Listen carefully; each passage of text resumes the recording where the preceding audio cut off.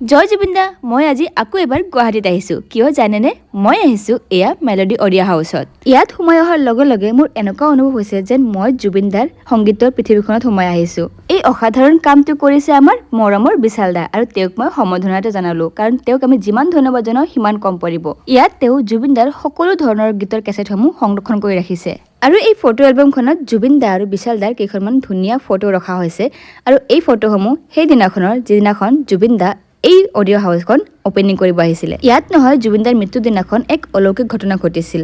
মুখা নামৰ কেছেটখন নিজে নিজে পৰি গৈ ভাঙি গৈছিল। মানে এয়াই বুজাব খুজিছে জুবিন দাই যে মোৰ মৃত্যুৰ পিছত বহুতৰে মুখা খোল খাব, আৰু সেয়া হৈছেও। চেমকানু, সিদ্ধাৰ্থ, শেখৰ এই সকলোৰে মুখা খোল খাইছে, আৰু এইসমূহ হ'ল বিশাল দাৰ মানপত্ৰসমূহ। আৰু এই অডিঅ' হাউচখনত সোমালে আপোনালোকৰ এনেকুৱা অনুভৱ হ'ব যেন জুবিন দা আমাৰ ওচৰতে থিয় হৈ আছে। মই জুবিন দাৰ কাৰণে যিমান পাৰো কাম কৰি যাম বুলি কৈছো। সেয়ে মই ৰাতিপুৱা ঘৰৰ পৰা 4টা বজাতে ওলাই আহিছো, আৰু ষ্টেচনত আহি মৰমৰ ভণ্টি দুজনীক লগ পালো। তোমালোকক বহুত মৰম যাচিলো, আৰু মই ঘৰ আহি পাওঁতে 10 বাজিলে। জয় জুবিন দা।